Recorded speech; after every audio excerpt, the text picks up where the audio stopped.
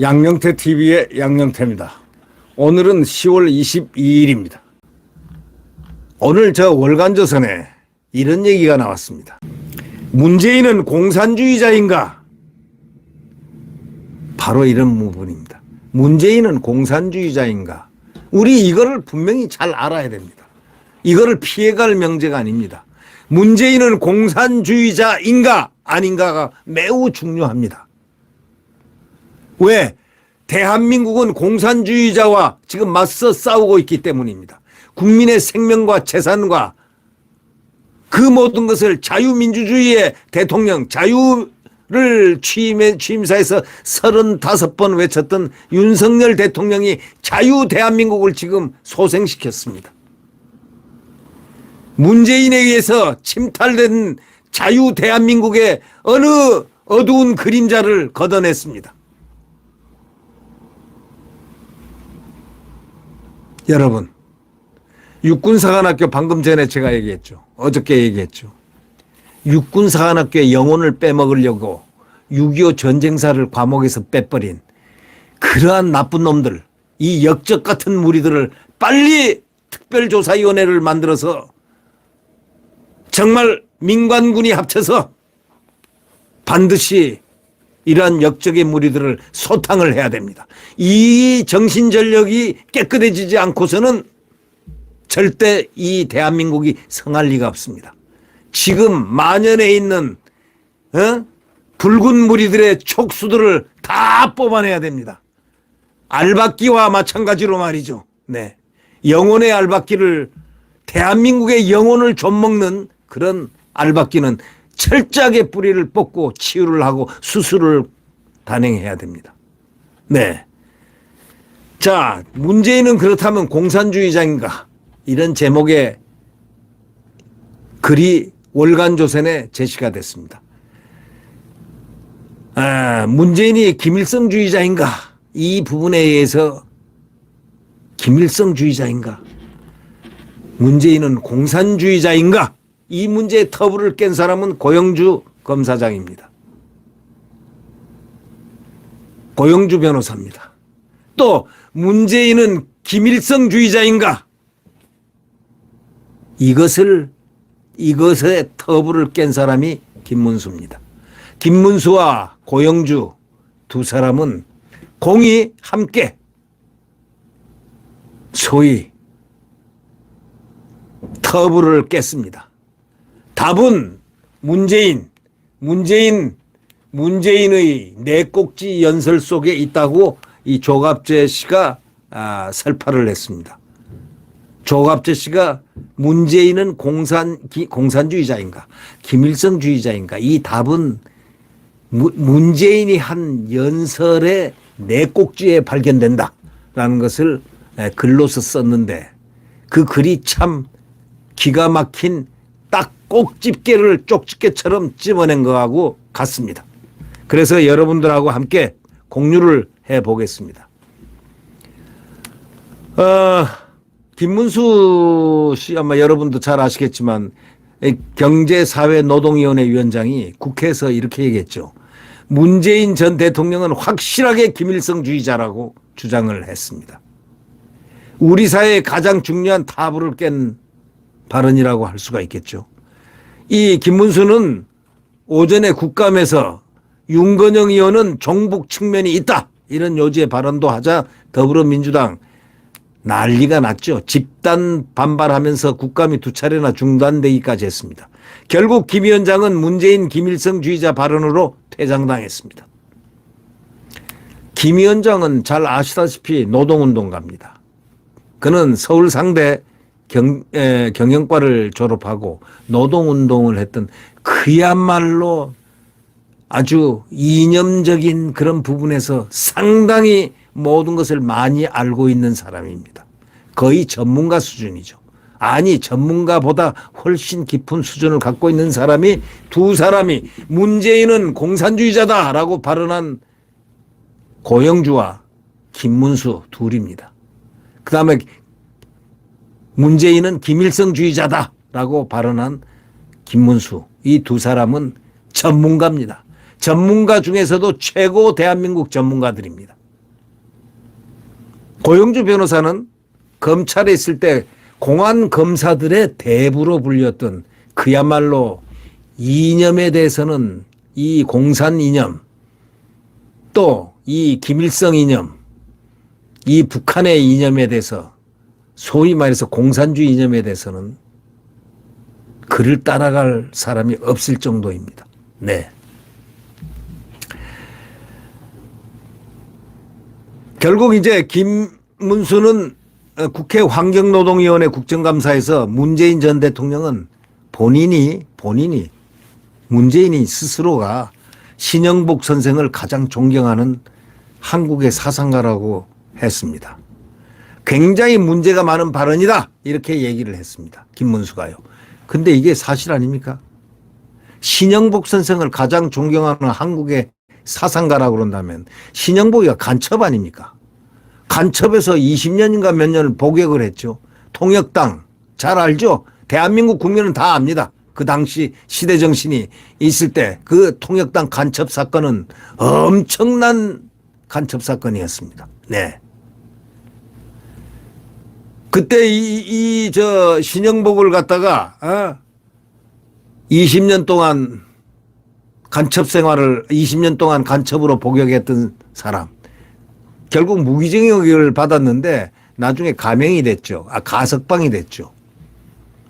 가석방 조건으로 전향서를 썼다는데 나중에는 그 전향서 엉터리로 썼다 가짜다 하고 자기 본인이 얘기할 정도로 정말 가짜인 사람입니다. 네. 이 사람을 가장 존경하는 한국의 사상가라고 했습니다. 문재인이가 그랬습니다. 굉장히 문제가 많은 발언이죠. 예.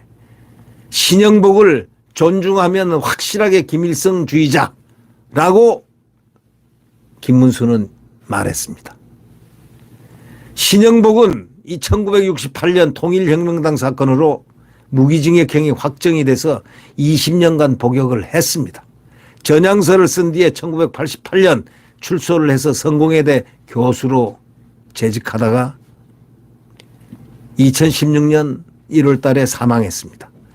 문재인 전 대통령에 따르면 그는 더불어민주당이라는 장명에도 도움을 줬다고 합니다.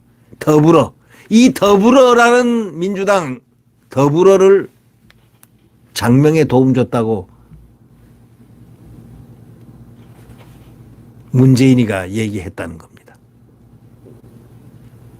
도움을 줬다고 하는 겁니다. 문재인, 박지원 두 사람이 작년에 김일성주의자 신영복의 글씨체로 된 소위 국가정보원 원운석을 만들어 세울 때도 똑같이 사진을 찍었습니다.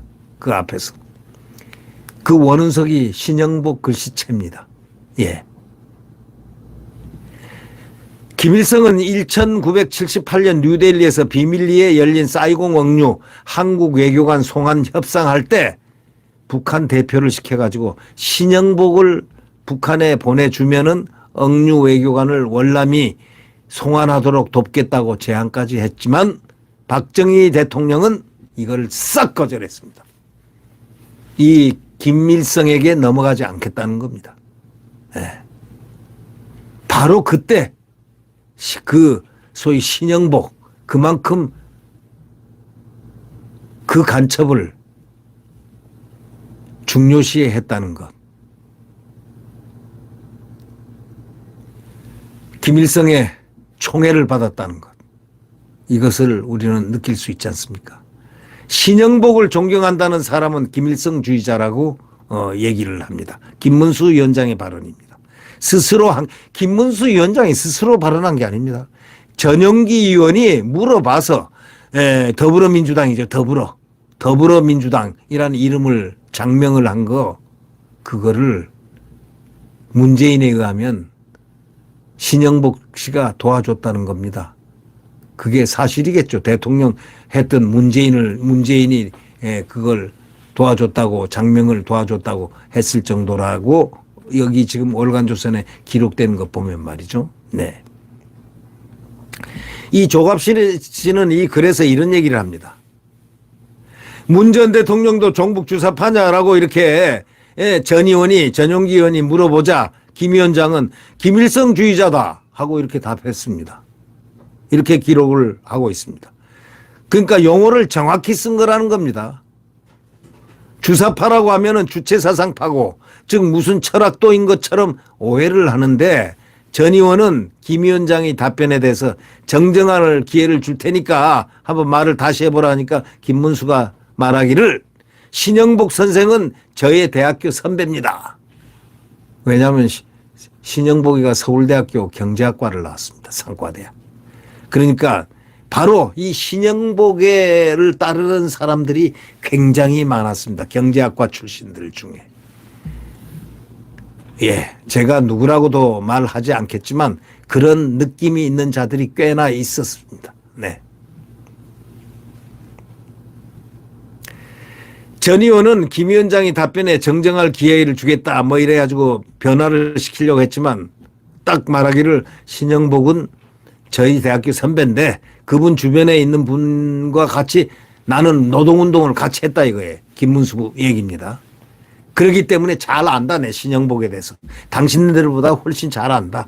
신영복 선생을 존경한다는 사람은 그래서 김일성주의자다 하고 딱 굽히지 않았습니다. 이 김문수는 이렇게 얘기했습니다. 문재인은 평창올림픽 때 북한 김영남, 김여정이 있는 그 가운데서 신영복을 가장 존경하는 대한민국 사상가라고 그렇게 말을 했다는 겁니다. 대단히 문제가 있다 이렇게 덧붙였다는 겁니다. 김문수가 덧붙인 겁니다. 아니 문제가 있죠. 문제가 왜 없습니까?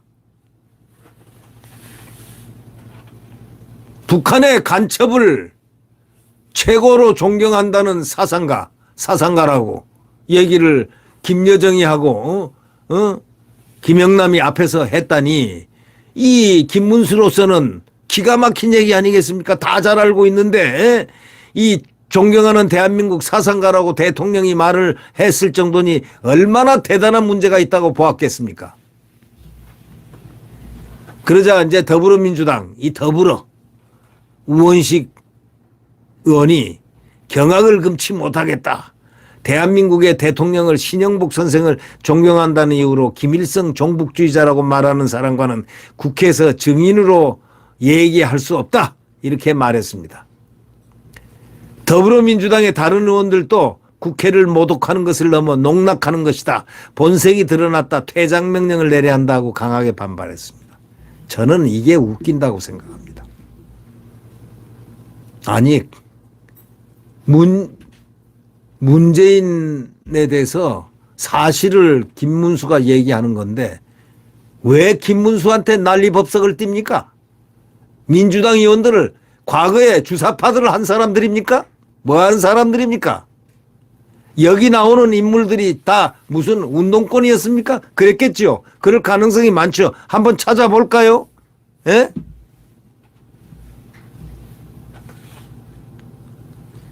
전해철 더불어민주당은 김 위원장의 진술은 아주 부적절하고 유감스럽게 생각한다. 그들이 보기엔 그러겠죠. 그들이 학생운동할 때 말은 학생운동이지 그게 무슨 운동이었습니까? 주사파 운동이 뭡니까? 김일성주의자 운동 아닙니까? 예? 김 위원장이 퇴장하든 고발 조치하든 조치가 있어야 한다 하면서 감사 중지를 선언을 했습니다. 전해철이가요. 감사가 재개된 뒤에 전 위원장은 국감이 원활하게 진행되지 않는 논란의 중심에 김 위원장이 있었다. 그러면서 국감에 방해된다고 판단해 김 위원장에게 퇴장 조치를 하겠다. 이렇게 말한 이후에 김 위원장은 국감장을 떠났습니다. 여당 의원들은 전 위원장의 조치에 고성으로 항의하다가 국감장에서 나갔습니다. 네. 이게 전말이죠. 근데 신영복을 통해서 사상 고백한 문재인이라는 그러한 얘기를 조갑재 씨가 얘기했습니다. 신영복을 통해서 사상 고백을 한 게 문재인 아니냐 이런 얘기입니다. 문재인을 김일성주의자로 의심하도록 만든 이는 문재인 자신 아니냐 이 얘기입니다. 그래서 그 아래 지금 앞으로 얘기할 4개의 바로 그 연설이 그런 의심을 강하게 만들어주는 자초한 얘기다라고 하면서 그 네 가지 연설을 소개를 했습니다. 먼저 2017년 9월 22일 유엔 총회 연설에서 예를 듭니다. 이렇게 얘기합니다.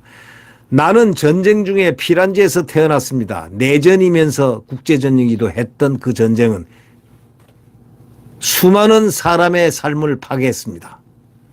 세계적 냉전 구조의 산물이었던 그 전쟁은 냉전이 해체된 후에도 정전협정이 체결되고 64년이 지난 지금에도 불안정한 정전체제와 동북아의 마지막 냉전 질서로 남아 있습니다. 이렇게 얘기했거든요.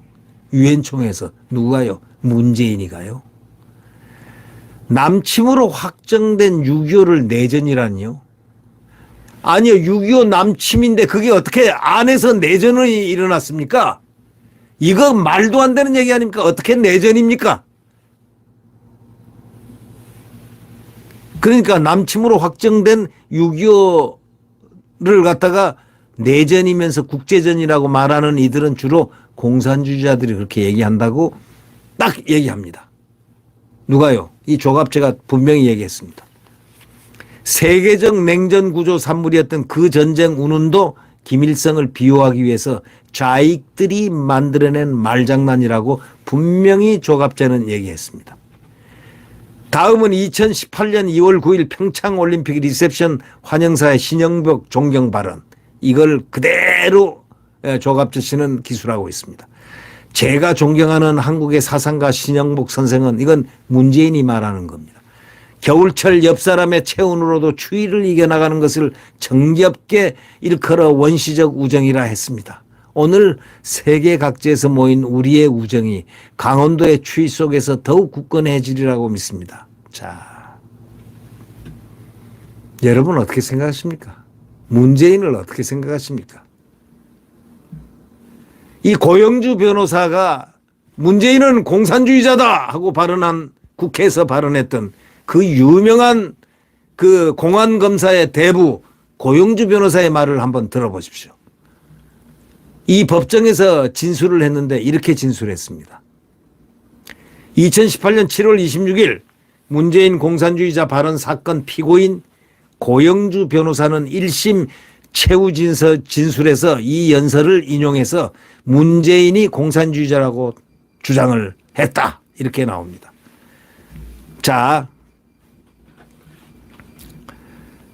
이제 생략하고 가운데 생략하고 앞에 생략하고 그러나 다른 한편으로는 고소인은 취임 후에 전대협이나 한총련 등 운동권 주사파 출신들을 청와대 비서실 내 요직에 집중 배치하고 이게 이제 누가 했느냐?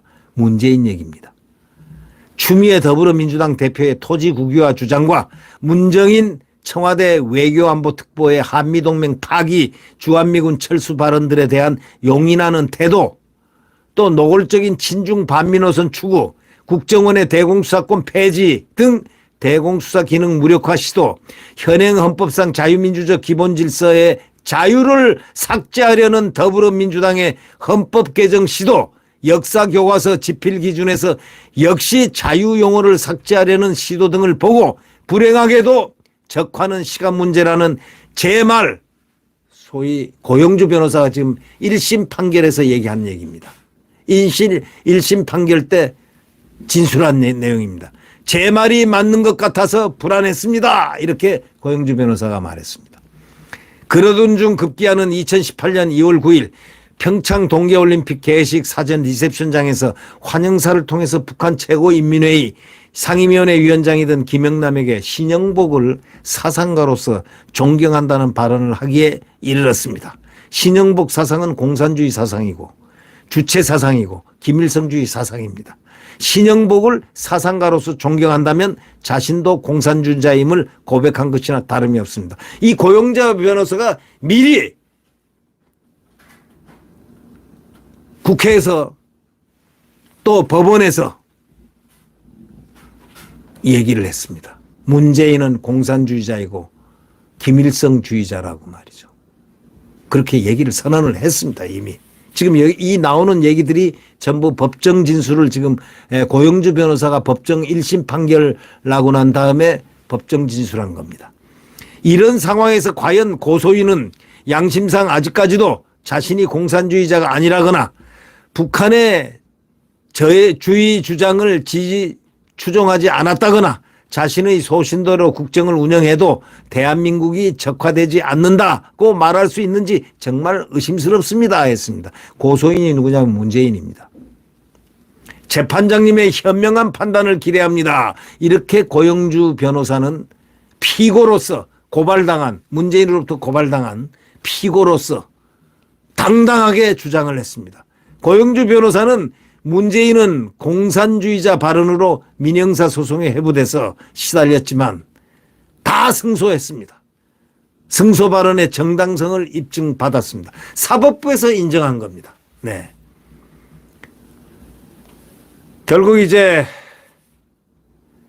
김문수도 8월 2일 김문수도 문재인의 신영복 칭송 연설을 문제 삼았습니다. 그 다음에 두 번째 임종석 비서실장은 아직도 전대협 의장을 죽을 때 제 묘비에 유일하게 새기고 싶은 가장 큰 영광의 이름입니까? 네, 임종석. 청와대 비서관 이상 3분의 1 이상이 운동권 출신 아닙니까? 주사파 운동권 출신들이 장악한 청와대를 걱정하는 국민들이 늘어나고 있습니다. 하고 누가 얘기했느냐? 김문수가 질문을 했습니다. 셋째로 또 질문했습니다. 김문수가 또 질문합니다. 최근에 문재인 정부의 친북 행보가 도를 넘었다. 유엔 대북제재 결의를 우리 정부 기관이 앞장서서 위반하고 있다. 유엔 제재 대상인 북한산 석탄을 러시아산으로 위장하여 한전 산하의 남동 화력발전소에서 연료로 사용하다가 적발됐다. 바로 이걸 탁 들었습니다. 북한 핵기업 최대 피해 당사국인 우리 정부가 이런 모험적인 이적 행위를 겁없이 했다는 겁니다. 그 까닭이 뭐냐? 문재인 대통령과 임종석 비서실장 등 친북 주사파 운동권들이 사상적인 확신 없이는 이건 불가능한 일이었다. 이런 얘기입니다. 자, 여러분 어떻게 생각하십니까? 넷째, 이렇게 얘기합니다. 국회와 자유한국당은 문재인 정부에 대한 국민들의 의구심과 전 세계의 불신을 풀 수 있도록 국정조사를 실시해달라. 특별검사를 임명하여 엄중 수사해 주시기 바란다고 이렇게 요구를 했습니다. 김문수가 질문한 겁니다. 문재인이 남쪽 대통령이라는 연설, 이 연설을 보면 말이죠. 기가 막힙니다.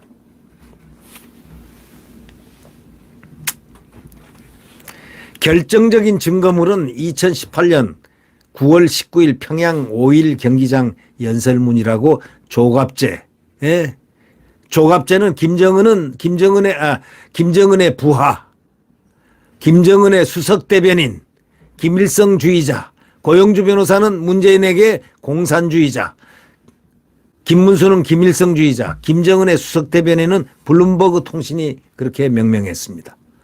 김정은의 부하라고 얘기한 사람은 조갑제가 했습니다. 여러 시각이 있는데 아마도 결정적인 증거물이 9월 19일 평양 2019년 문재인의 연설을 들었습니다. 자, 연설문 내용입니다. 평양 시민 여러분, 북녘의 동포 형제 여러분, 평양에서 이렇게 여러분을 만나게 되어 참으로 반갑습니다. 남쪽 대통령으로서 김정은 국무위원장의 소개로 여러분에게 인사말을 하게 되니 그 감격을 말로 표현할 수 없습니다. 여러분, 우리는 이렇게 함께 새로운 시대를 만들고 있습니다. 자, 이 얘기를 했는데 조갑제 씨는 이 얘기에서 이렇게 얘기하고 있습니다. 자신이 김정은의 부하임을 고백한 거다. 문장을 있는 그대로 해석하면 남쪽 대통령 위에 국무위원장이 있다는 것이 자명하다. 이어진 연설에서 그는 김정은을 사실상 민족의 지도자로 칭송했다. 김일성주의자니까 겁도 없이 이런 고백을 했을 것이란 추론을 가능케 한다고 조갑제는 얘기했습니다. 연설 첫 문장에 이미 헌법 위반 3개가 나와 있다는 겁니다. 북한 지역까지 영토로 규정한 헌법 제3조를 위반했다는 겁니다. 국가의 보위 및 헌법 준수를 선서한 헌법 제69조를 위반했다는 겁니다. 국가의 독립과 영토의 보전 및 국가의 계속성 수호를 대통령의 책무로 규정한 헌법 제66조 위반이라고 분명히 명시했습니다. 여러분, 아니라고 하시는 분이 있습니까? 이 말이 틀렸다고 하시는 분이 있습니까? 한번 얘기해 보시죠. 대한민국 대통령이 자신을 남쪽 대통령으로 격하한 것은 대한민국을 국가로 보지 않고 지역으로 보는 북한 노동당에 투항하는 모습이라고 조갑제는 지적했습니다. 같은 문장에서 반국가단체의 수계 김정은을 국무위원장이라고 호칭한 것은 자신을 김정은의 부하로 자리매김한 반역적 언동이라고 주장하고 있습니다. 이 문장은 앞으로도 두고두고 문재인을 괴롭힐 것입니다 라고 예고하고 있습니다. 문재인은 바로 여기서 다 나타나고 있지 않습니까? 동포 여러분, 김정은 위원장과 나는 지난 4월 27일 판문점에서 만나 뜨겁게 포옹했습니다. 우리 두 정상은 한반도에서 더 이상 전쟁은 없을 것이며 새로운 평화의 시대가 열렸음을 8천만 결의와 전 세계에 엄숙히 천명했습니다 라고 문재인이 평양연설에서 얘기했습니다. 그해 4월 22일 북한 노동당 중앙위원회 전원회의는 핵보유국임을 선언했습니다. 앞으로 핵보유국 자격으로 군축회담에 나서겠다는 입장을 결정하였습니다. 4.27 선언도 북한의 비핵화가 아니라 북한의 핵보유국화를 뒷받침하는 내용뿐이었습니다. 그럼에도 문 대통령은 대한민국을 핵무장한 북한 노동당 정권 앞에서 뻘거벗긴 판문점 선언이 평화의 시대를 연 것이라고 강변하고 있습니다. 2022년 10월 현재 비핵화 사기극으로 밝혀진 김정은 문재인 야합은 단죄를 기다리고 있습니다. 이렇게 얘기합니다. 예, 단죄. 이제 언젠가 단죄를 받아야 된다는 그러한 것을 기다리고 있다라고 조갑제는 기술하고 있습니다. 민족 반역자와의 민족 공조를 했다. 그 부분에 대해서 이렇게 인용을 했습니다. 이거는 문재인이가 연설한 내용입니다. 또한 우리 민족의 운명은 우리 스스로 결정한다는 민족 자주의 원칙을 확인했습니다. 남북관계를 전면적이고 획기적으로 발전시켜 끊어진 민족의 혈맥을 잇고 공동번영과 자주통일의 미래를 앞당기자고 굳게 약속했습니다. 여러분, 이걸 어떻게 생각합니까? 조갑제는 이렇게 얘기합니다. 민족 반역자인 김정은과 이른바 민족 공조를 한다는 선언인데, 민족 반역자와의 공조는 자동적으로 자신을 민족 반역자로 만드는 것임을 몰랐을까? 자주통일은 북한에서 반미 통일을 의미하고 대한민국 헌법 제4조가 명령하는 자유민주적 기본질서에 입각한 평화통일을 정면으로 위반하는 것이다. 김정은은 공정한 선거로 뽑힌 사람이 아니므로 이런 자와 통일을 논의하는 것 자체가 자유민주적 기본질서를 통일의 원칙, 통일 정책의 원칙으로 천명한 헌법 제4조를 위반하게 되는 것이다 라고 분명히 얘기했습니다. 서독의 콜 수상은 동독에서 민주적으로 선출된 정권이 등장하기 전까지는 동독을 통일협상의 대상으로 삼지 않았다는 사실을 우리는 상기해야 됩니다. 또 문재인이 한 얘기를 또 한 소절 얘기하겠습니다. 평양연설입니다. 평양시민 여러분, 사랑하는 동포 여러분, 오늘 김정은 위원장과 나는 한반도에서 전쟁의 공포와 무력 충돌의 위험을 완전히 제거하기 위한 조치들을 구체적으로 합의했습니다. 이게 군사합의 아닙니까? 맞습니까? 실천됐습니까? 미사일 쏘아대고 총을 200 몇 번씩 매일 쏘아댔던 이들 맞습니까? 문재인이 거짓말을 했습니까? 진실을 얘기했습니까? 여러분, 국민 여러분이 판단을 하셔야 됩니다.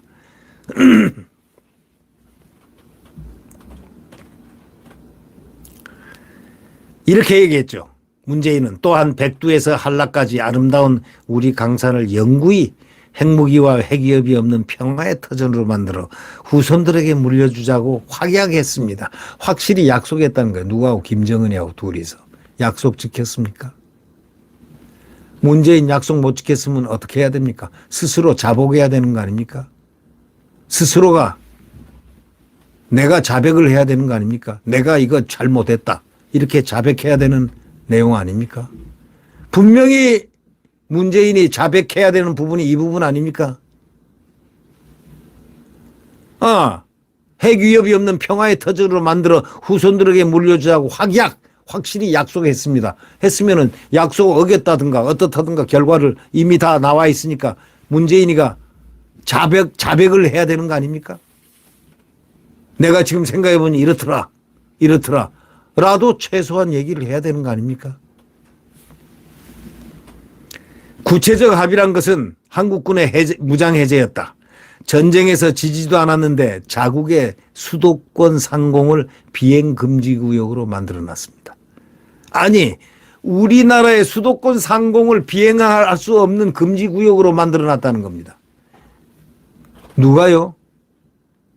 문재인이가요. 누구하고요? 김정은하고요. 당장 9.19 군사합의 이미 다 저쪽에서 어겼으니까 파기된 것으로 국민들은 알고 있습니다. 정식으로 파기시켜야 됩니다. 네.